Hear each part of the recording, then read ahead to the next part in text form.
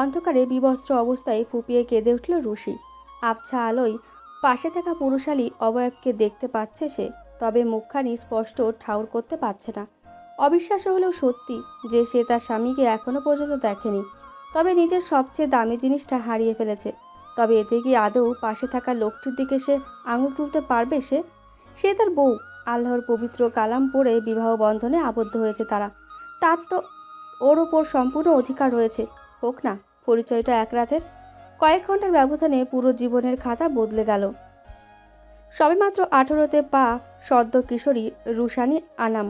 জন্মের সময় সে তার মাকে খেয়েছে, এমনটাই ছোট থেকে শুনে আসছে সে। এমনকি তার বাবাও বিশেষ নজর দেওয়ার প্রয়োজন বোধ করেনি।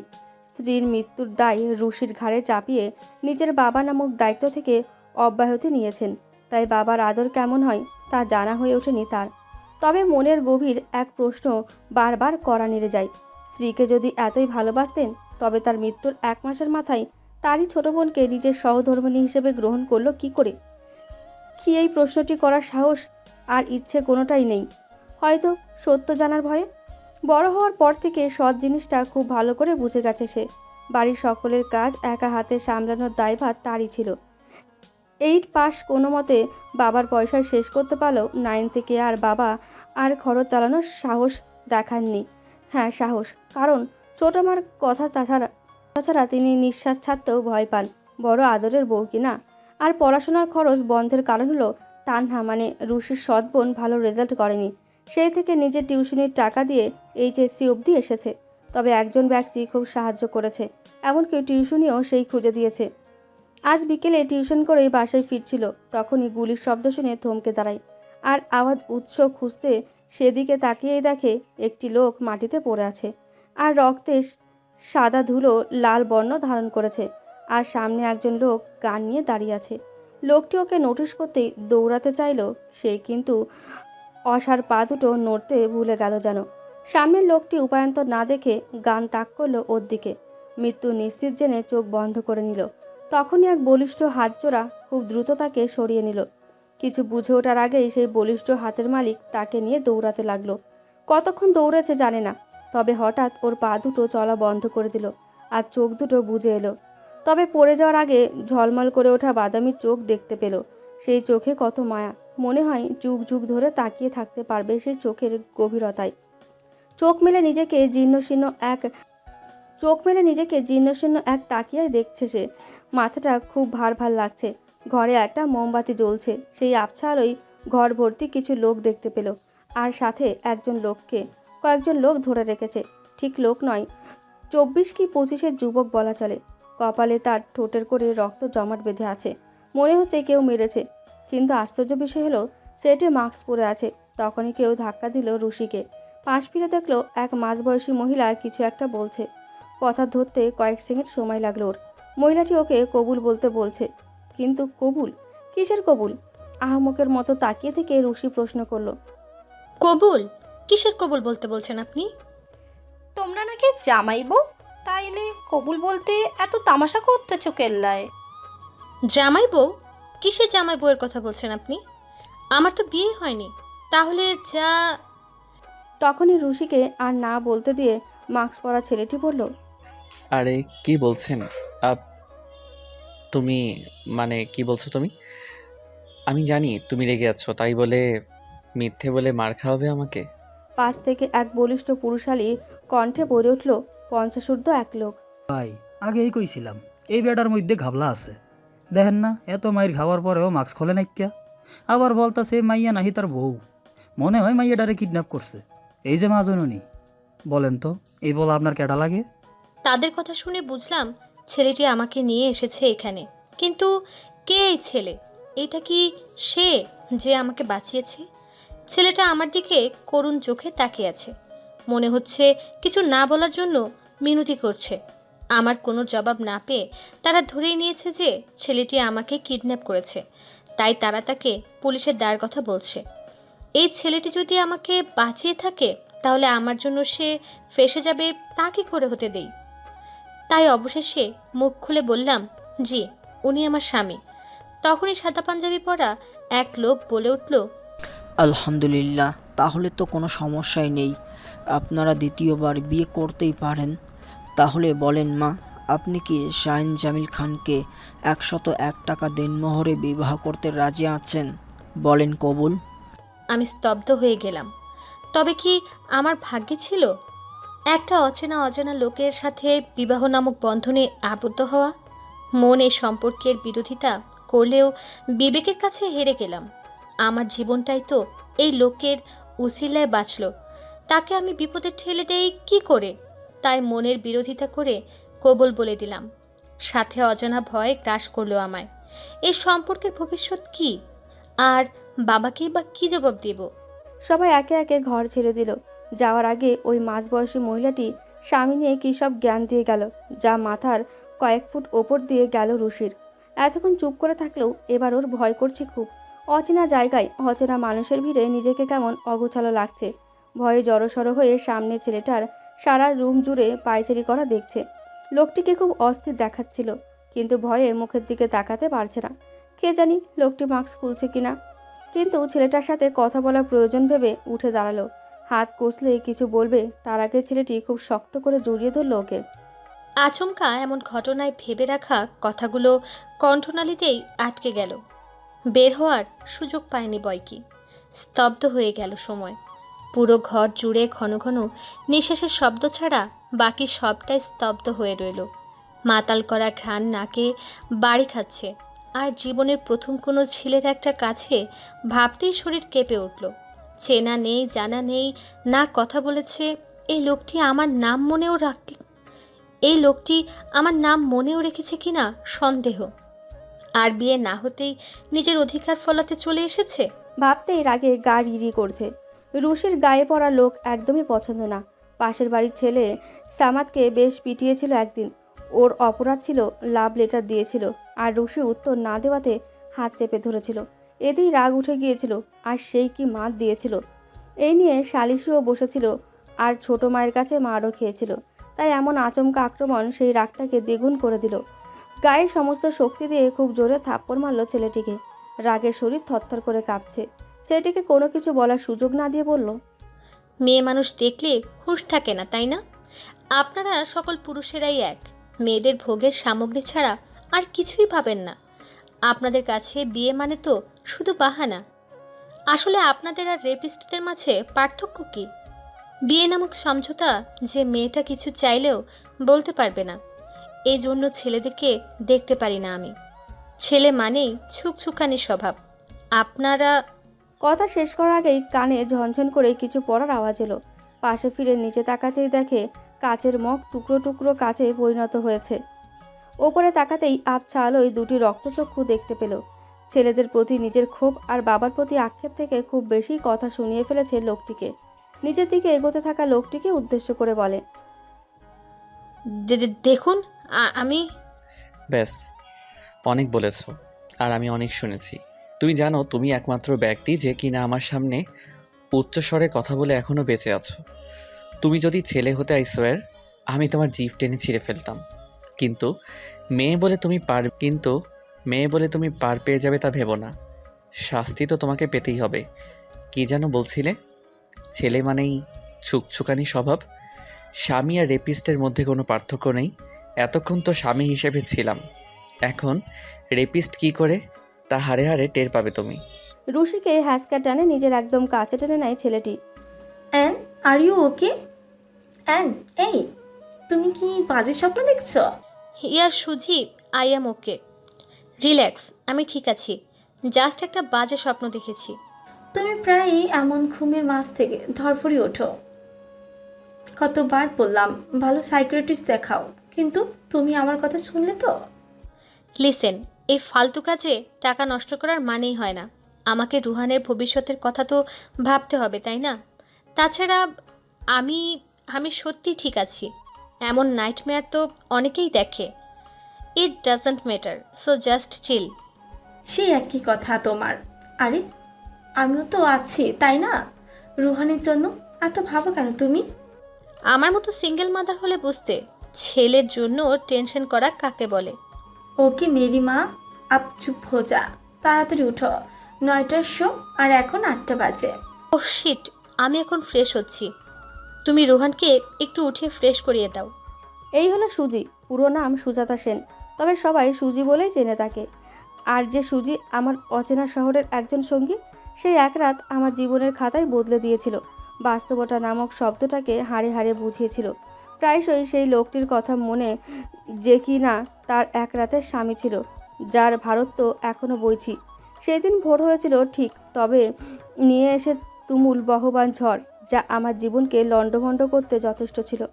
ভোরে চোখ মেলার পর সেই ছেলের দেখা পায়নি সে, তবে অনামিকার আঙ্গুলে তার পরিয়ে দেওয়া আংটি ঠিকই ঝুলছিল।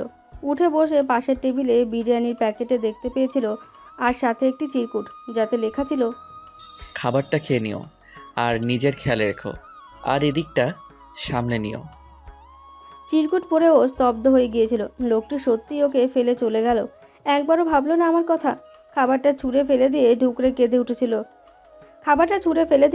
কেঁদে উঠেছিল সেদিন, তবে তার আহাজারি দেখার মানুষ ছিল না সেদিন। অ্যান্ড চলে এসেছে নাম, তাড়াতাড়ি যা, না হয় ডিটি স্যার বকা দিবে। All the best. Same here. Good morning Kolkata, this is RJ Anam with you. Welcome back to my show lifeline. আপনার লাইফের প্রিয় ব্যক্তিটিকে নিয়ে যদি কিছু বলার থাকে বা তাকে ইম্পর্ট্যান্ট কোনো মেসেজ দেওয়ার থাকে, তাহলে SMS করে জানান Mirchi FM space your name space আপনার মনের সকল কথাগুলো লিখে পাঠিয়ে দিন এই নম্বরে +91। এই সংটি সকল ভালোবাসার মানুষকে ডেডিকেট করা। Till then stay with me. আমার সকাল হাসে তোমার চিলে কোঠায়, আর এক ফালি সুখ মনের আঙিনায়।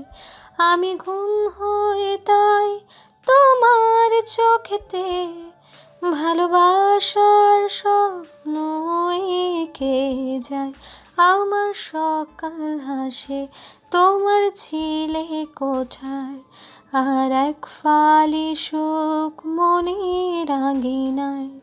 আমি ঘুম হয়ে তাই তোমার চোখেতে ভালোবাসার স্বপ্ন এঁকে যায়। জানি না বুঝি না কেন মন মানে না, এই মন শুধু তোমাকে চায়। আমার সকাল হাসে মন আমার কোন সে দূর অজানায় হারালো, ভালোবেসে তোমাতে বিলীন হয়ে আজ লিখেছে প্রেমের কবিতা।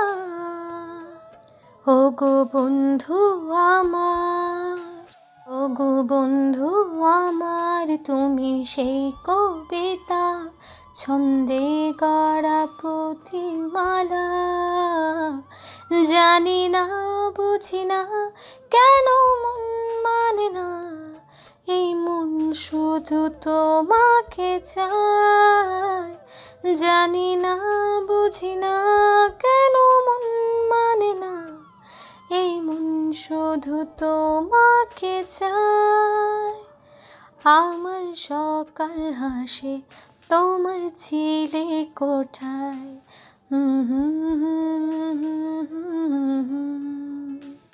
ইয়া মি আরজে আনাম, কলকাতা শহরের নামকরা আরজে, যার কিনা শত শত fan.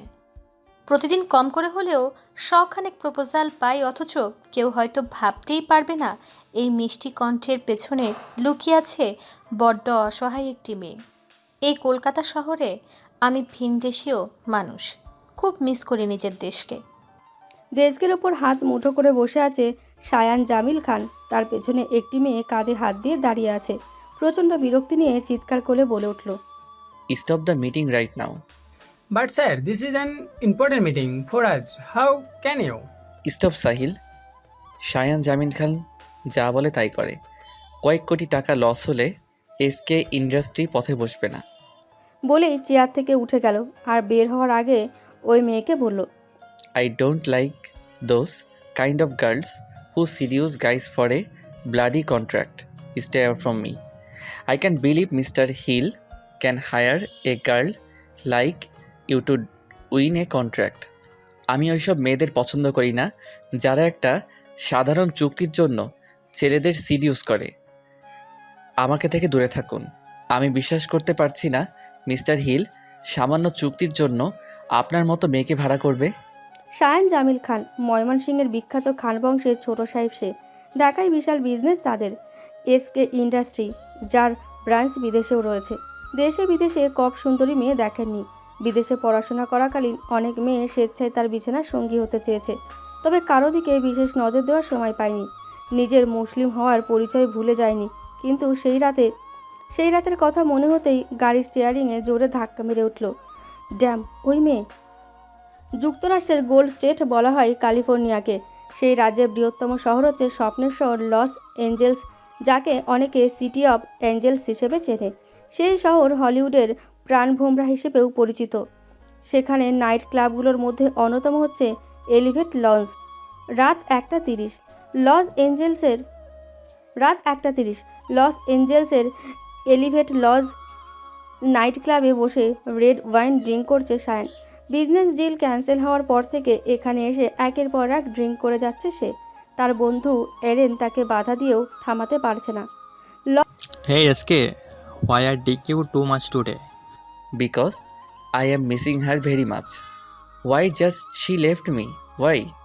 Look dude, so many beautiful ladies are around you and you are missing that damn girl.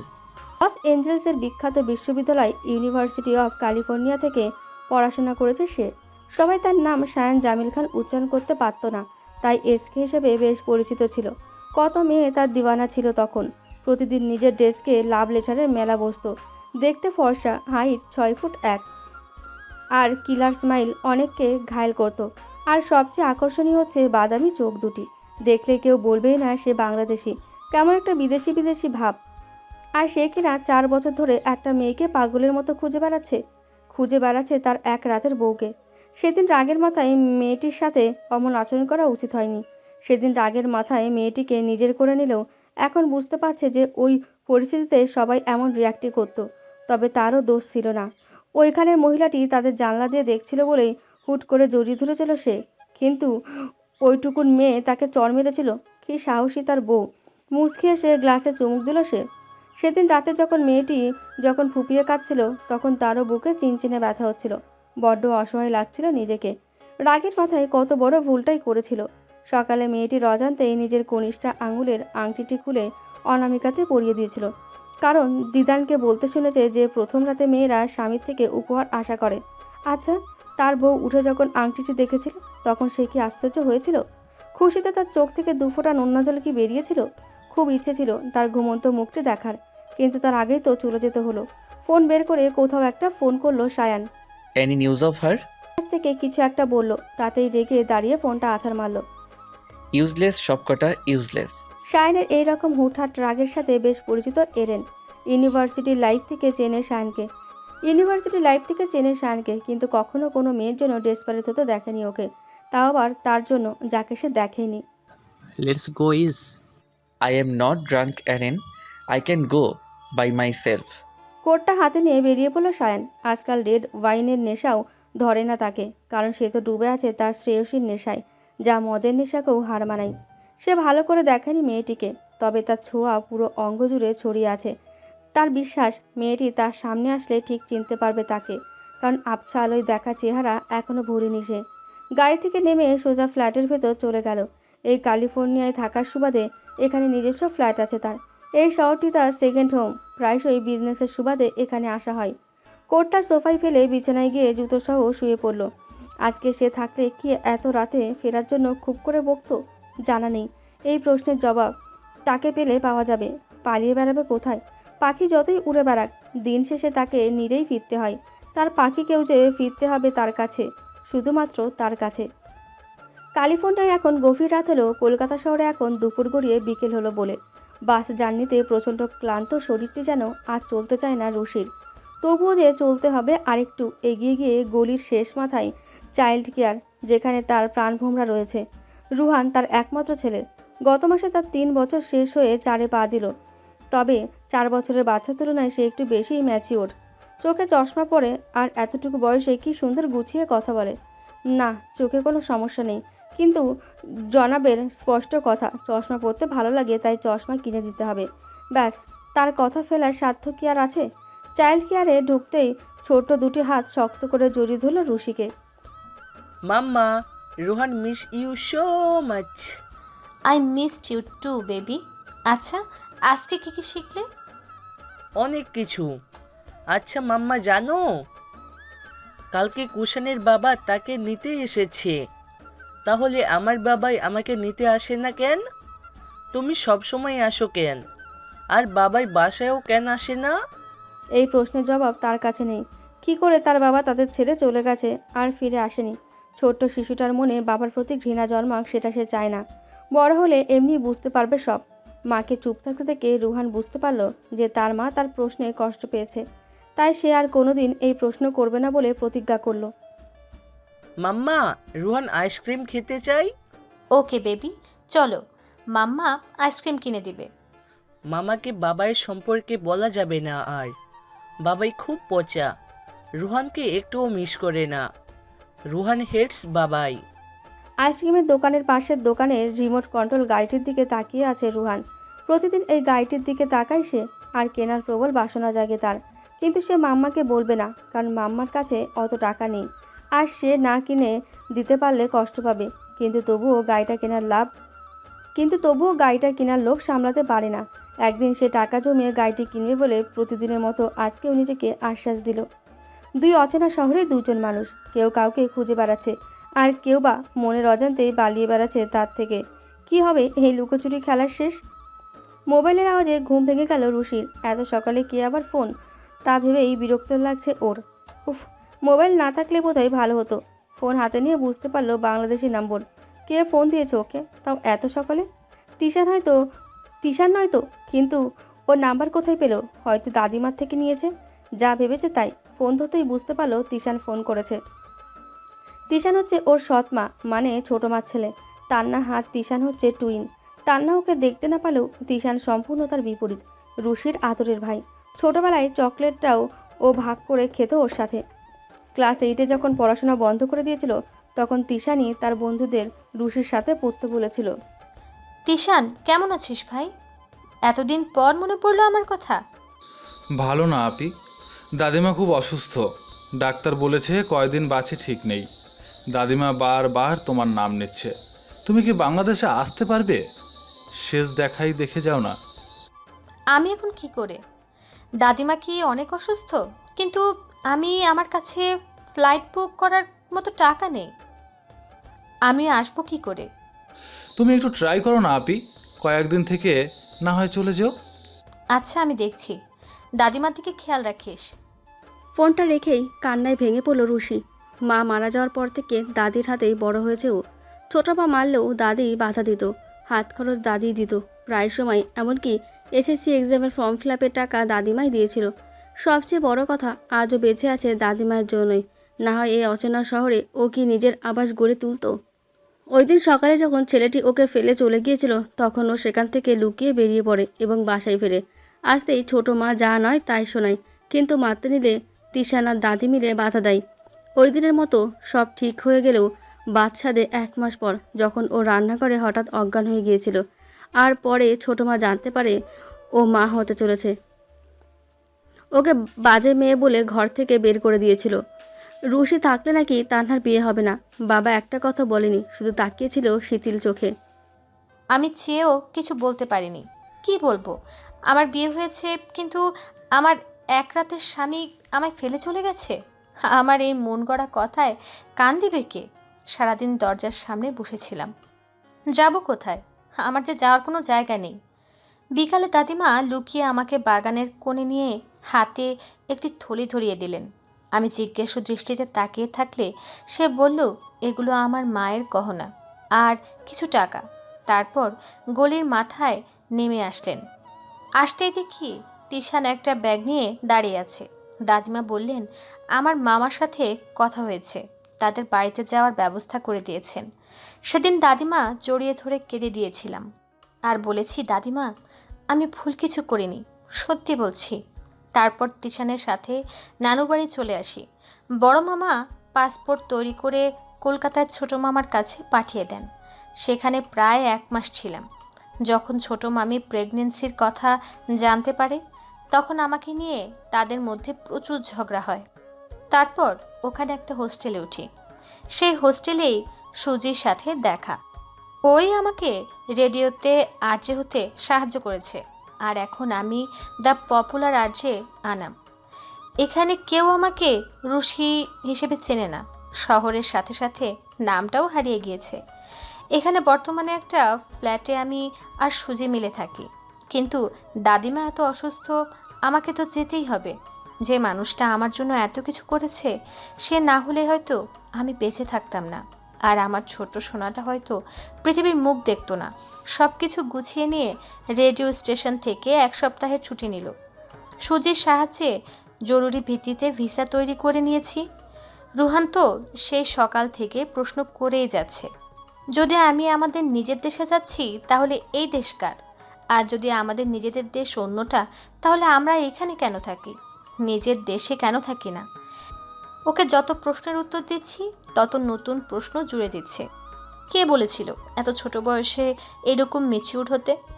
কই, আমি তো এমন ছিলাম না। নির্ঘাত বাবার মতো হয়েছে, গম্ভীর আর ওভার ম্যাচিউর।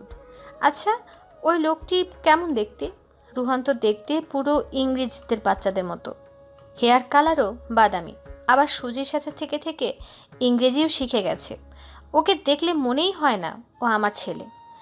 প্লেনে বসে ভাবছি, আজ প্রায় 4 বছর পর দেশের মাটিতে পা রাখবো।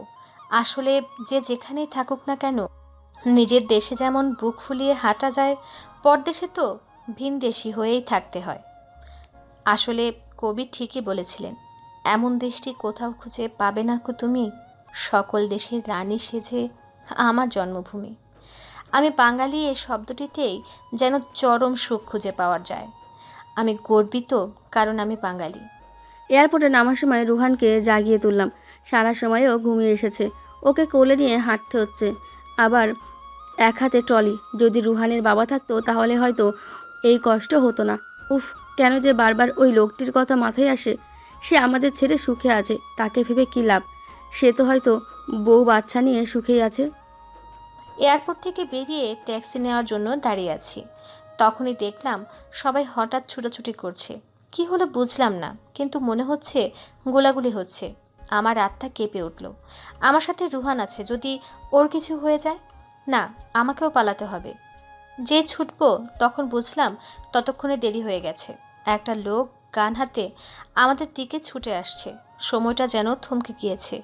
প্রতিটা সেকেন্ড ঘন্টার মতো মনে হচ্ছে। অনেক চেষ্টা করে পা দুটোকে নাড়াতে পারলাম না। এই পরিস্থিতি খুব পরিচিত। মনে হচ্ছে 4 বছর আগে সেই সময়ে দাঁড়িয়ে আছি। 4 বছর আগের মতো সে কি আসবে আমাকে বাঁচাতে?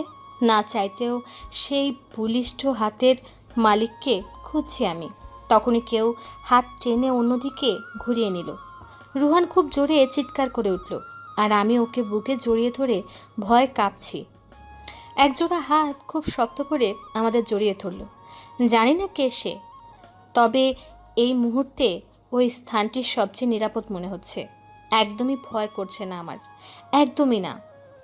হসপিটালের বেডের পাশে বসে আছে রুশি, তার পাশেই রুহান বেডে ঘুমোচ্ছে, হাতে স্যালাইন লাগানো। একটু পূর্বেই ডাক্তার এসে ইঞ্জেকশন দিয়ে গেছে। অনেকদিন ভালো করে খাওয়া দাওয়া হয়নি, তাই এই অবস্থা। রেডিওতে কাজ করার সুবাদে বিকেল পর্যন্ত স্টেশনে থাকতে হতো। তারপর সুজি আরও একসাথে ফিরত।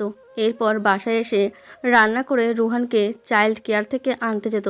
সারাদিন বেচারা কি খেত না খেত কে জানে। নিজের সন্তানের মা যে রূপে খেয়াল রাখে, অন্য কেউ সেই রূপে রাখতে পারে না। আর রুহানটাও বড্ড জেদি। ও হাত ছাড়া অন্য কারো হাতে খুব একটা খেতে চায় না, তাই খুব দুর্বল হওয়ার কারণে এখনও ঘুমাচ্ছে। রুশি রুহানের হাত ছেড়ে উঠে দাঁড়ালো, তারপর কেবিন থেকে বের হলো। বর্তমানে স্কয়ার হসপিটালের ভিআইপি কেবিন বুক করেছে সে, না ঠিক সে বুক করেনি, যে বাঁচিয়েছে সে বুক করেছে। ছেলের টেনশনে এতক্ষণ এটা মাথায় না আসলেও এখন ওর অস্থির লাগছে। এই হসপিটালের নর্মাল কেবিনটাতেও হয়তো ও অ্যাফোর্ড করতে পারবে, আর তো ভিআইপি কেবিন। ওই সময়ই লোকটিকে তাড়াহুড়োয় কিছু বলতেও পারেনি। হসপিটালের রিসেপশনের দিকে এগোচ্ছিল, তখন পেছন থেকে বলে উঠল, রিসেপশনের দিকে কেন যাচ্ছেন আপনি? কিছু লাগলে বলুন মামাই। না, কিছু লাগবে না। আমি আসলে বিল কত হয়েছে সেটা জিজ্ঞেস করতেই যাচ্ছিলাম। কিছুটা সংকোচ নেই কথাটা বলল রুশি। সে কি, এখন বিল জেনে কি করবেন? ডক্টর তো বললো আরও একদিন থাকতে হবে। আপনার ছেলে তো পুরোপুরি সুস্থ নয়। জি, সেটা আমি জানি, কিন্তু আমার এক জায়গায় যেতে হবে, খুব জরুরি। তাই ভাবছি রুহান ঘুম থেকে উঠলেই ডিসচার্জ করিয়ে চলে যাব।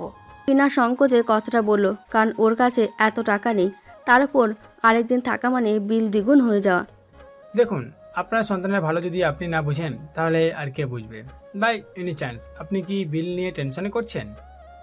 না, ঠিক তা না, আসলে রুশি প্রশ্নটি শুনে একটু ইতস্তত বোধ করলো। আপনি নিশ্চিন্ত থাকুন, আপনি হাসপাতাল থেকে বের হওয়ার আগে বিল পেয়ে যাবে। আপনি আমার এত সাহায্য করলেন, আর আমি আপনার দয়া আর নিতে পারবো না। বিল আমি নিজে পে করে দিতে পারবো, ইনশাল্লাহ। এটা আমার দায়িত্ব ছিল, কোনো দয়া না। বাই দ্য ওয়ে, বারবার আপনি বলে সমাধান করতে আমার কেমন জানি লাগে। তুমি বলতে আপনাকে। সে না হয় বলবেন, কিন্তু আপনার নামটাও তো জানা হলো না। ও, আমার নাম Sahil Rezwan. You can call me Sahel. জি সাহিল, আপনি আমার অনেক বড় উপকার করেছেন। আজ আপনি না হলে তো আমরা বেঁচেই ফিরতাম না। কিন্তু আমি তো তোমাকে শুধু হাসপাতালেই পৌঁছে দিয়েছি সেফলি। তাহলে মানে, যদি আপনি আমাদের বাঁচান নাই, তাহলে ওই যে কালো হুডি পরা লোকটি, ওয়েট, আপনি তো ফর্মাল ড্রেসে, তাইলে ওই লোকটি কে ছিল? অস্থিরতায় একটু জোরেই বলে ফেলল। রিল্যাক্স, প্যানিক করো না। রিল্যাক্স, প্যানিক করো না। আমার বস তোমাকে বাঁচিয়েছে। আমাকে বলেছে যেহেতু তোমার ছেলে অজ্ঞান হয়ে গেছে তাই হসপিটালে নিয়ে যেতে। ওই লোকটি আপনার বস ছিল, যে আমাকে গান পয়েন্ট থেকে বাঁচিয়েছিল? জিজ্ঞাসু দৃষ্টিতে তাকিয়ে আছে রুশি। তার চাহনি দেখে হ্যাঁ বোধক ইশারা করলো সাহিল। রুশি চিন্তায় পড়ে গেল। 4 বছর আগে সেদিনের মতো আজও একটি লোক ওকে বাঁচিয়েছে। সে হাত, সেই ছোঁয়া, খুব কাছের মনে হয়েছিল লোকটিকে ওর। এয়ারপোর্টের বাইরে যখন লোকটি ওকে টেনে সরিয়ে নিয়েছিল, তখন রুহান চিৎকার করে অজ্ঞান হয়ে গিয়েছিল ভয়ে। তাই কালো হুডি পরা লোকটি ওকে টেনে কোলে নিয়ে নিয়েছিল আর ওর হাত ধরে দৌড়াতে শুরু করেছিল। তারপর সামনের গাড়ির গেট খুলে রুহানকে ভেতরে রেখে ওকে ভেতরে বসিয়ে দিয়েছিল। রুশি রুহানকে নিয়ে অনেক প্যানিক ছিল, তাই সামনের সিটে কে বসেছে খেয়ালই করেনি। কে ওই লোকটি, যাকে এত পরিচিত মনে হচ্ছিল? তবে কি সে রুহানের বাবা? যদি সে হয়, তাহলে তার চেহারাও আমি দেখতে চাই না, ঘৃণা করি। আমি ওই লোকটাকে, যার জন্য আমার পুরো জীবন নষ্ট হয়ে গেছে। যেখানে বড় হয়ে কিছু একটা হওয়ার স্বপ্ন দেখতাম, এত কষ্ট করে পড়াশোনার খরচ চালিয়েছি, সেখানে লোকটির কারণে আমি আর পড়াশোনা করতে পারিনি। ঘর ছাড়া হয়েছি, আমি নিজ দেশ ছেড়ে এত দূরে ছিলাম। এতদিনে আমার তারুণ্য শেষ হয়ে গেছে। আমি বিবাহিত হয়েও কাউকে বলতে পারিনি আমি বিবাহিত। আমি চাই না ওই লোকটি কখনো আমার সামনে আসুক, কখনো না। হাতে গান নিয়ে দাঁড়িয়ে আছে সায়ান। তার সামনে চেয়ারে বাঁধা অবস্থায় একটি লোক, যাকে দেখে বোঝা যাচ্ছে এতক্ষণ বেদরম পেটানো হয়েছে। শেষবারের মতো বলছি, বল তোকে কে পাঠিয়েছে? তোদের ওই গোলাগুলির উদ্দেশ্য ছিল আমাকে মারা, তাই না? তাহলে আমার সাথে লড়াই করতি নিরীহ মানুষগুলোকে কেন মারছিস? বল কেন? আমাকে মেরে ফেললেও আমি বলবো না, কারণ তুই আমার শত্রু। আমি তোর হার দেখতে চাই। মরার যখন এতই শখ, তাহলে মর। বলেই গুলিতে ঝাঁঝরা করে ফেলল লোকটির বুক। কপালে আঙ্গুল ঘষছে রাগে। তখনই ফোন বেজে উঠল। সবাই কার ফোন বাজছে তা খুঁজতে লাগলো, কারণ তাদের বস অনেক রেগে আছে। নেক্সট টার্গেট কে হয় কে জানে। সবাই খুঁজে যখন বুঝতে পারলো তাদের না, তখন একজন গিয়ে মৃত ব্যক্তির বডি খোঁজা শুরু করলো এবং একটা মোবাইল পেয়েও গেল। কলটি ধরে লাউডস্পিকারে রাখতেই একটা পুরুষালী কণ্ঠস্বর শোনা গেল। অলরেডি মেরে ফেলেছিস? তুই কি ভাবছিস আমার লক্ষ্যে তোকে ধরা খেতে কেন দিয়েছি? যাতে তোকে এই মেসেজ দিতে পারি যে আমি তোকে মারতে পাঠিয়েছি। কে তুই? আমার পেছনে কেন লেগেছিস? তুই জানিস আমি কে? কুকুরের মতো পেছন থেকে ঘেউ ঘেউ করেছিস কেন? সাহস থাকলে সামনে আয়। ইস, এত বছরেও তোর স্বভাব বদলালো না। সময় হলেই সামনে আসবো, তখন দেখবি কে কুকুর আর কে বাঘ। ও, তোকে তো একটা কথা বলাই হয়নি। যাকে 4 বছর ধরে খুঁজছিস, পেয়েছিস তাকে? আমি কিন্তু পেয়ে গেছি, সেই দেখতে। আবার তোর নেশা ধরে গেছে। মুখ সামলে কথা বল। কোথায় দেখেছিস ওকে? হ্যালো হ্যালো, ড্যামিট, ফোন কেটে দিছে। আবার প্রাইভেট নাম্বার দিয়ে ফোন করেছে যাতে ট্রেস করতে না পারে। শায়ন ভাবছে কে এই শত্রু। কথা শুনে মনে হচ্ছে খুব ভালো করেই চেনে। না, তাড়াতাড়ি খুঁজে বের করতে হবে ওকে। আর বউ, না, তাড়াতাড়ি খুঁজে বের করতে হবে ওকে, যদি কোনো ক্ষতি করে। হসপিটালের কেবিনে রুশি আর রোহান ঘুমিয়ে আছে, আর তাদের খুব গভীরভাবে পর্যবেক্ষণ করছে কেউ। ঠোঁটের কোণে তার হাসি ঝুলছে, রহস্যময় হাসি। আচমকা রুশির ঘুম ভেঙে গেল।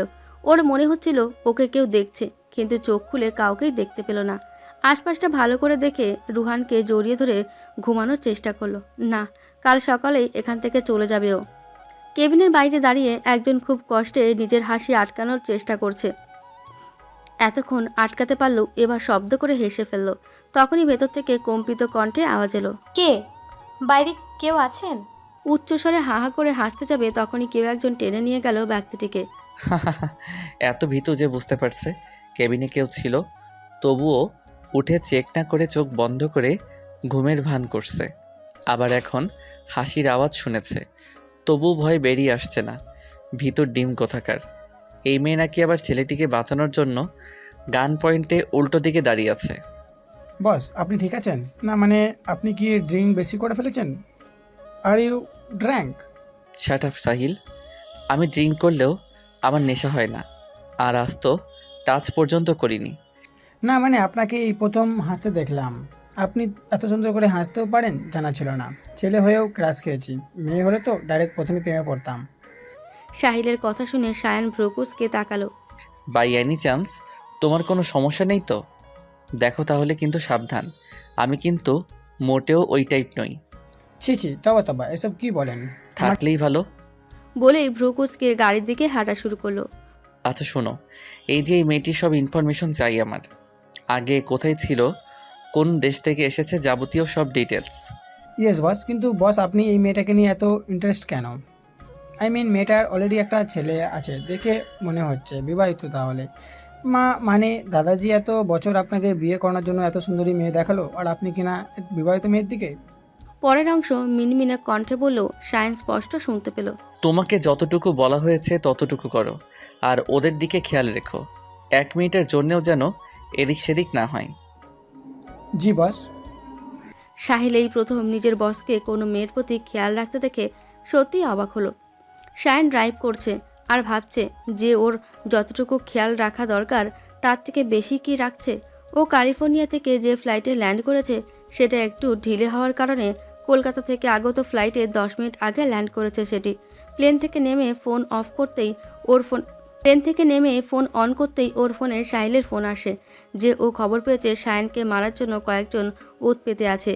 ও অলরেডি সকল বডিগার্ডদের খবর দিয়েছে, কিন্তু তাদের আসতে আধ ঘন্টা সময় লাগবে। তাই ও যেন ওর কাপড় চেঞ্জ করে নেয়।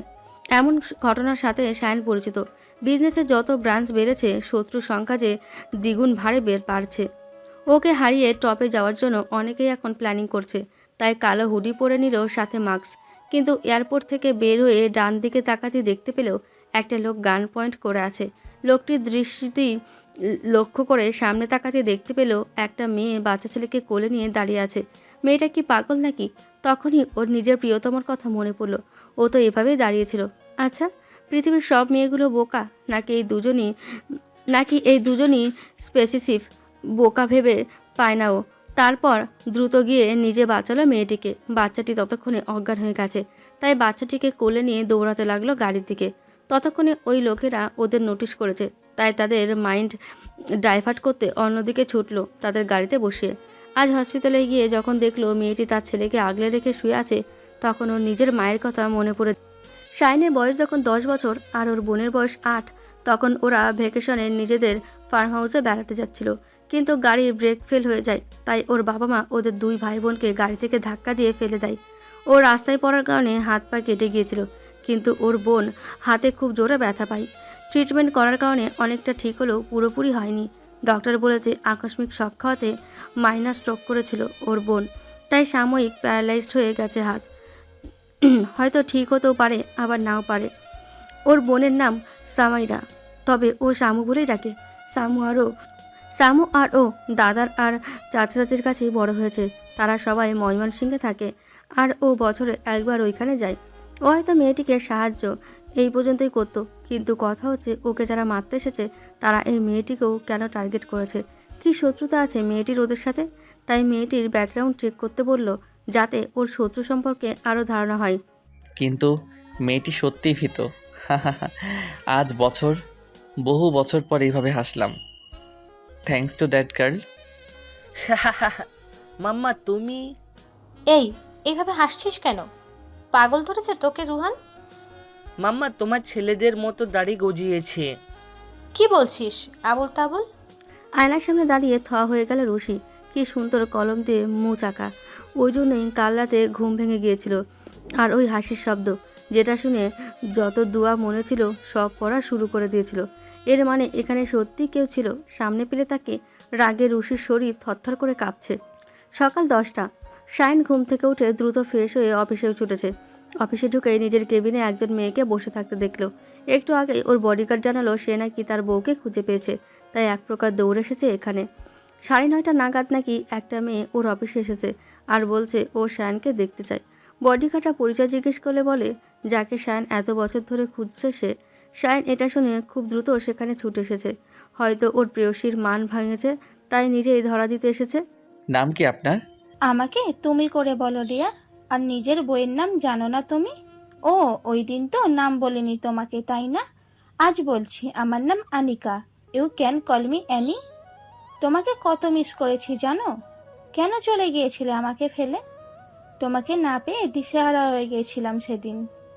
প্রমিস মি আর কোনোদিন ছেড়ে যাবে না। মেয়েটি কথা বলতে বলতে কান্না করে দিয়েছে, যা দেখে শায়নের খুব মায়া হলো। শায়ন মেয়েটির দিকে এগিয়ে যাচ্ছে, কিছুটা কাছে গিয়ে গালের দিকে হাত বাড়িয়ে দিল। তারপর কান্নারত মেয়েটিকে দেখে শায়নের খুব মায়া হলো, যাকে অন্তরের অন্তঃস্থল থেকে মায়া মেয়েটির দিকে হাত বাড়িয়েও কিছুটা দমিয়ে বলে উঠল, তোমাকে যে কি দেখে চুজ করলো আমি ভেবে পাচ্ছি না। I feel sad for you, really sad. মানে কি বলতে চাইছো তুমি? বলে শায়নের দিকে হাত বাড়াতেই ও কয়েক পা সরে গেল। তোমরা মেয়েরা বোঝো না তাই না, যে আমি তোমাদের মতো গায়ে পড়া মেয়েদের দেখতে পারি না। আমার বউ আর যাই হোক, তোমার মতো ছেঁচড়া না। 1 মিনিট সময় দিচ্ছি, নিজের সব কিছু নিয়ে চলে যাও। তোমার ভাগ্য ভালো তুমি মেয়ে, আর আমি মেয়েদের গায়ে হাত তুলি না। না হয় তোমাকে শায়ান জামিল খানের সামনে দাঁড়িয়ে নাটক করার সাহস ঘুচিয়ে দিতাম। মেয়েটি দ্রুত বেরিয়ে যেতে নিলেই শায়ন পেছন থেকে বলে ওঠে, তোমার এই কাপুরুষ বসকে বলে দিও খুব শীঘ্রই আমাদের সামনাসামনি দেখা হচ্ছে। Tell him to be prepared otherwise. বিলের মার্কা হাসি দিয়ে বলল। মেয়েটি চলে যেতেই সাহিল ভেতরে ঢুকে বলল, বস মেয়েটি চলে গেল যে? ও আমার বউ না সাহিল, আমার বউ আর যাই হোক এমন না। এত শিওর হলেন কি করে? মেয়েটি ওই দিন রাতের অনেক কিছুই জানে। এক্স্যাক্টলি, অনেক কিছু জানে, তাই তো ওভার কনফিডেন্স হয়ে ভুল করেছে। প্রথমত আমার বউ ওর মতো গায়ে পড়া না। প্রথম দিনেই বুঝে গেছি যে ও অন্য মেয়েদের মতো আমার সাথে ওইভাবে কথা বলবে না। দ্বিতীয়ত আমি ওর কণ্ঠ খুব ভালো করে চিনি, যেটা এই মেয়ের মতো না। আর শেষ মতে ও আনিকা নয়, ওর নাম হচ্ছে রুশানি। ওর নাম রুশানি। কাজী যখন নাম বলেছিল আমার এই নাম মনে গেঁথে গেছে, তাই আমার বউয়ের নাম ভুলে যাব এটা কখনো হবে না। আর অ্যাক্টিং লেভেল যা বাজে যে কেউ ধরতে পারবে। কিন্তু বস ফোনে ওই মেয়েটি যা বলল, ও ম্যাডামকে চিনে। আমাকে ভয় দেখানোর জন্য ভুল বলেছে। যেখানে আমি খুঁজে পাইনি সেখানে তার খুঁজে পাওয়ার প্রশ্নই আসে না। সে চায় আমি যাতে রুশানিকে খুঁজে বের করার জন্য মরিয়া হই, আর খুঁজে পেলে সে আমার দুর্বলতার সুযোগ নেবে, যেমন ভিলেনরা নেয়। Bloody third class plan. ও তো জানে না যে আমি কোনো হিরো নই। আমি এই গল্পের ভিলেন, যে খেলার রুলস তৈরি করে নিজে আর জিতেও। And I will win in this game for sure. Yes boss, আমি আপনার পাশে আছি। তাই তো ভরসা পাই সাহিল, তুমি আমার সবচেয়ে বিশ্বস্ত লোক। কাঁধে হাত রেখে চলো, ম্যাডামকে দেখে আসি। না জানি সকালে মুখ দেখে কি করেছে। বস আপনি তাহলে ওই মুসেকে দিচ্ছেন? সকালে সেই লেভেলের চেতে গিয়েছিল আর আমাকে দেখে ওয়াশরুমে চলে গেছে। মেয়েটাকে দেখলে রাগী মনে হয়, কিছুটা রুশানির মতো। রুশানির কথা মনে পড়লেই বুক চিরে দীর্ঘ নিঃশ্বাসেরা বের হয়ে কবে ফিরে তার শ্রেয়সী তার বুকে। বড্ড মন খারাপ হয় তাকে ছাড়া। এই মন খারাপটা বড্ড কঠিন একটা অসুখ। যখন মন খারাপেরা হানা দেয় তখন বিরক্তি নামক শব্দটিও যেন আস্ত বিরক্তিতে পরিণত হয়। এই বিরক্তির দূর কোনো স্বচ্ছ হাসিতে যেন হাসিটা সে 4 বছর ধরে খুঁজে বেড়াচ্ছে। এই 28 বছর জীবনে প্রাপ্তির শেষ নেই, তবে ভিনদেশে এই 28 বছর জীবনে প্রাপ্তির শেষ নেই, তবে দিন শেষে সে শূন্য আর একা, বড্ড একা। কয়েকদিন পর রুশি রুহানকে ডিসচার্জ করে পরের দিন কিছু না বলেই চলে এসেছিল। কিন্তু এইভাবে চলে আসাটা ওর ভালো লাগেনি। অ্যাটলিস্ট উপকারের জন্য থ্যাঙ্কস বলা উচিত তার। আর খালি হাতে থ্যাঙ্কস বলা যায় না, তাই একটা চাবির থোকা কিনেছে। কে জানে পছন্দ হবে কিনা। সাহিল থেকে ঠিকানা নিয়ে সায়নের বাড়ির উদ্দেশ্যে রওনা দিল রুশি। 45 মিনিট ধরে সোফার ওপর বসে আছে রুশি। 45 মিনিট ধরে সোফার ওপর বসে আছে রুশি। এতক্ষণ বসে থাকতে থাকতে পা ধরে গেছে, কিন্তু লোকটি আসছে না। সে 9টা থেকে বসে আছে এখানে। সামনে নানান ধরনের খাবার আর ফ্রুট সাজানো, কিন্তু মুখে দেওয়া তো দূরের কথা, বিরক্তির কারণে তাকাতেও ইচ্ছে করছে না। লোকটি নাকি এখনও ঘুম থেকে ওঠেনি। সারা রাত কি চুরি করে নাকি যে সকাল 9:45 বাজে এখনও ঘুম থেকে উঠছে না? আর সার্ভেন্টেরও বলিহারি। লোকটি কি বাঘ না ভাল্লুক যে ডাকতে ভয় পাচ্ছে? নিজে আগ বাড়িয়ে গিয়ে ডাকতেও পারছে না যদি অভদ্র মনে করে। একা একটা ছেলের ঘরে নক করা যুক্তিসংযত নয়, বিধায় এতক্ষণ দম ধরে বসে আছে, কিন্তু আর সহ্য হচ্ছে না। আজকে যদি ধন্যবাদ না দিতে পারে তাহলে হয়তো আর কখনো দেওয়া হবে না।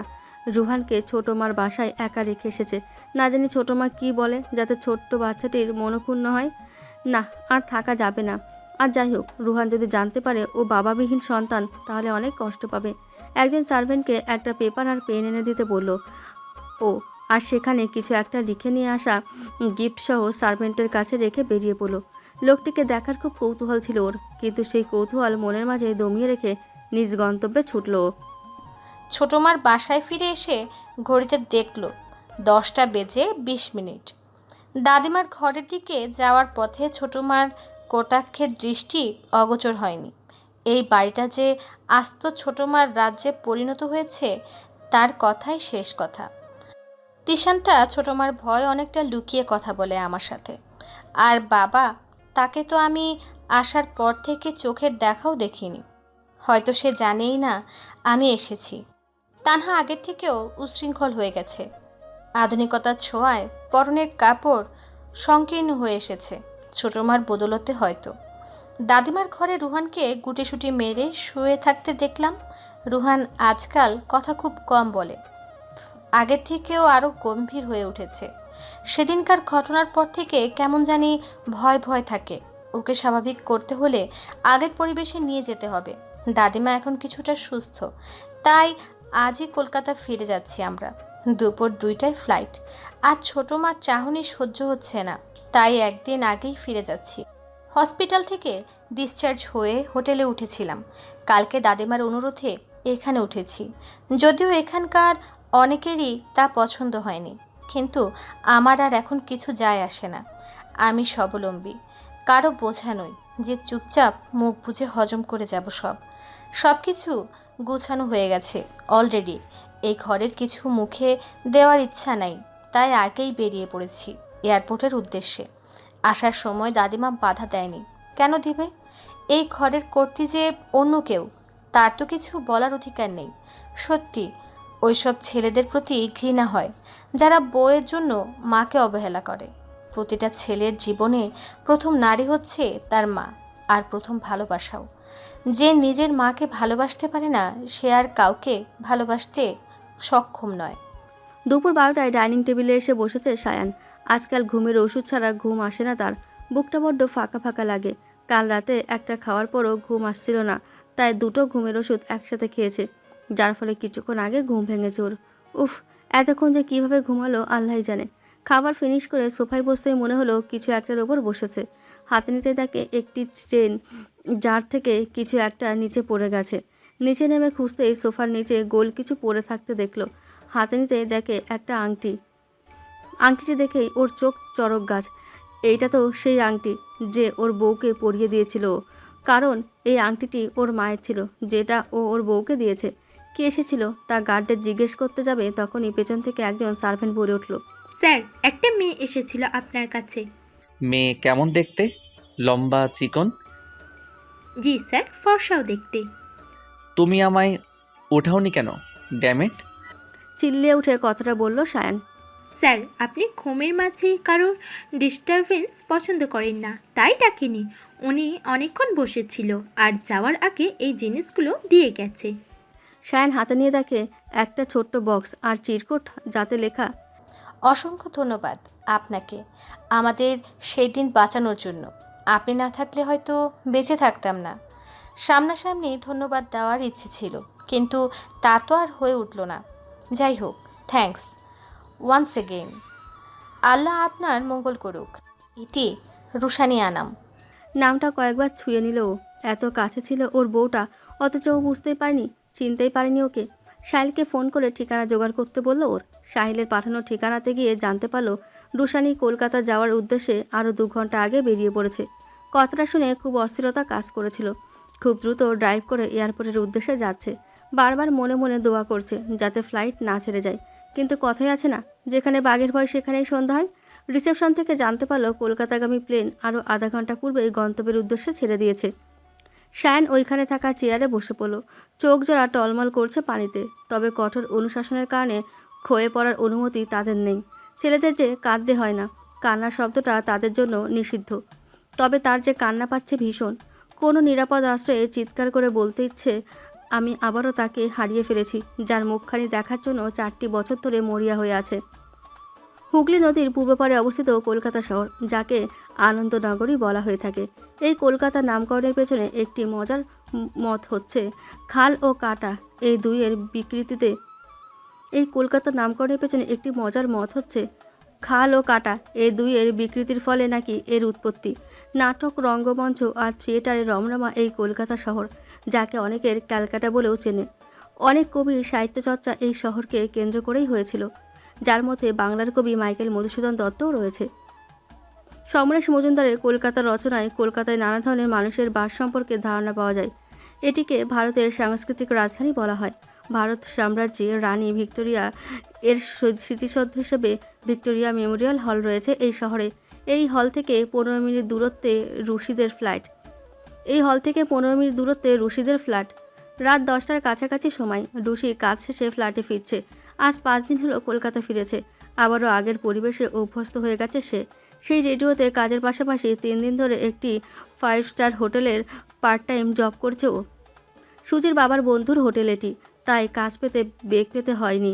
বিকেল 4টে থেকে রাত 9:30 পর্যন্ত শিফট ওর। যেহেতু রুহান বাসায়, তাই ওভারটাইম করে না ও।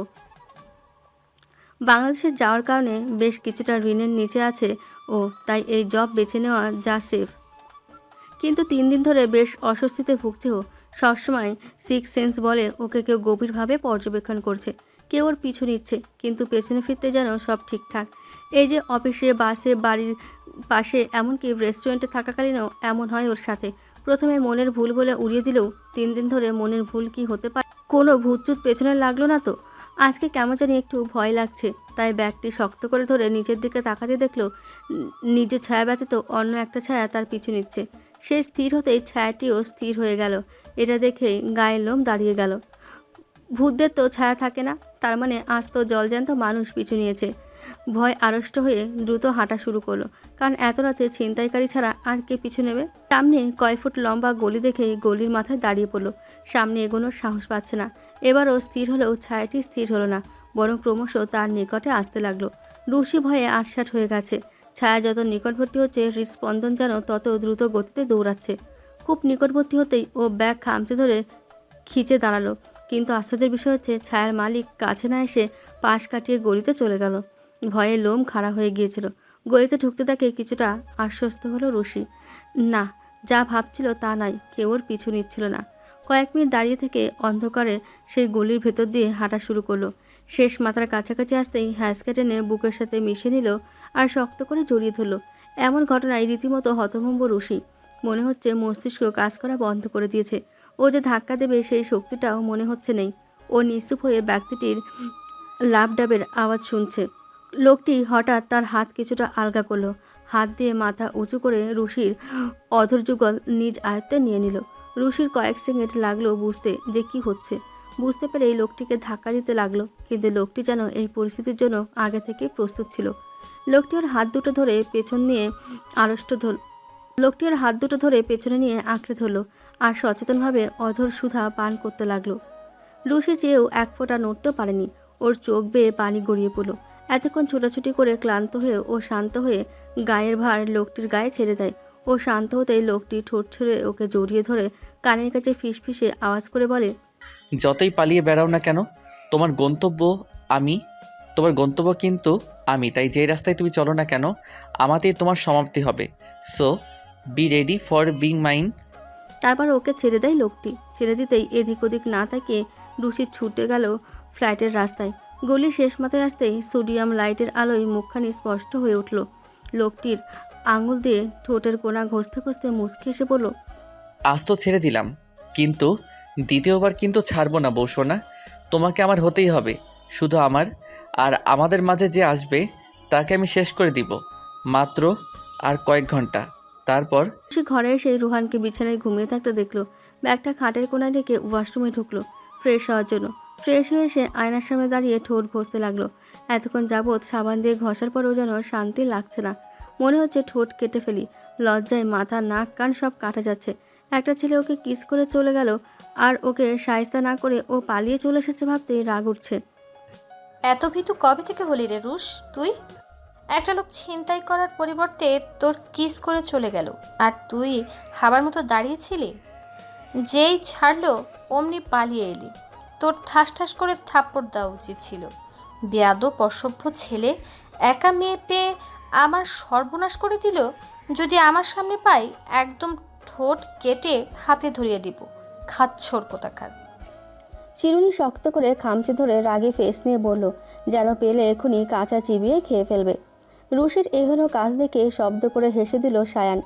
ও কি জানে স্বয়ং ওর স্বামী ওকে কিস করেছে? জানলে কি লজ্জা পেত, নাকি এমন রাগই দেখাতো? ভেবে পায় না ও। Challenge accepted ওয়াইফি। কাল তোমাকে লুকিয়ে নয়, সামনে দেখা দিব। দেখি কি করে কাটো আমার ঠোঁট। আবার বলে এমন ভীতু হলো কবে থেকে?